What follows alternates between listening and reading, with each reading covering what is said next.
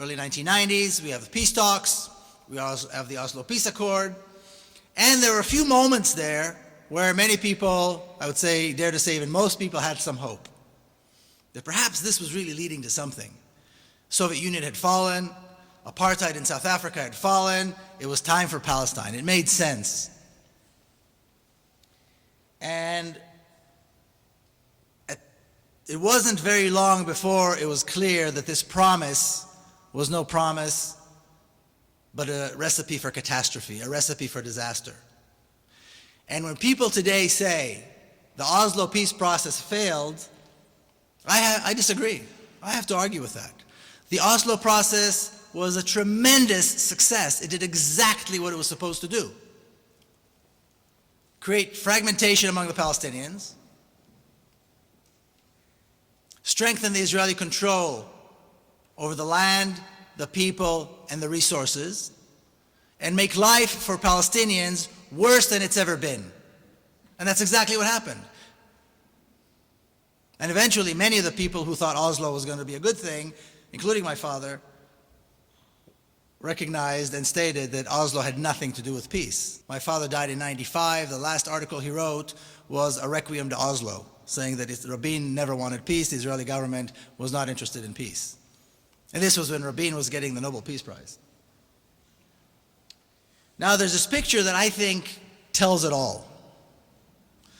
This is the picture of the main figures, the main characters marching down the White House to the signing of the Oslo peace process, the Oslo peace accords.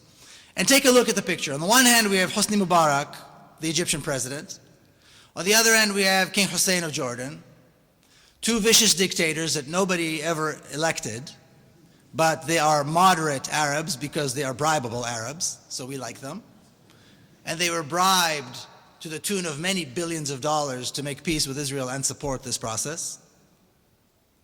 Representing Israel was Yitzhak Rabin, who was a major war criminal. He should have been dragged here to The Hague for his crimes, and instead he was taken to and given a Nobel Peace Prize somewhere else, which is a disgrace. And the whole team, this whole group, is being led by an American president. And no American can be president unless they support Israel and support Israeli interests 120%. Just by looking at this picture, it is absolutely clear nothing good could come out for the Palestinians.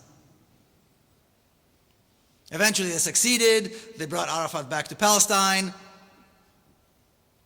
they created and then destroyed the Palestinian Authority, and eventually they killed Arafat too, which I think they had wanted to do from the very beginning.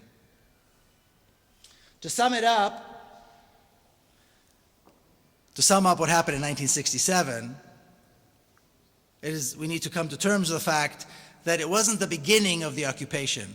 1967 was the completion of the occupation of Palestine. And Israeli generals and Israeli politicians said it themselves. It was finishing the job.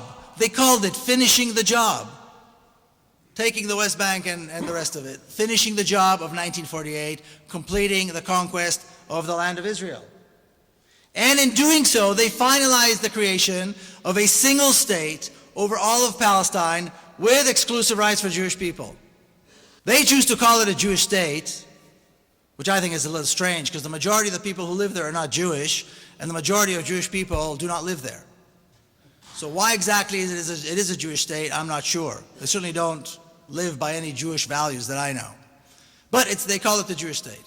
The only thing they do is, which makes it kind of Jewish, I suppose, is they offer exclusive rights to Jewish people, and in doing all of that, they wiped, at least in their own mind, erased Palestine off the map for good.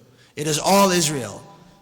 If you look at maps in school books, weather maps, nature maps, political maps, you name it, it's all Israel. Rarely do they ever show a single Palestinian city within these maps.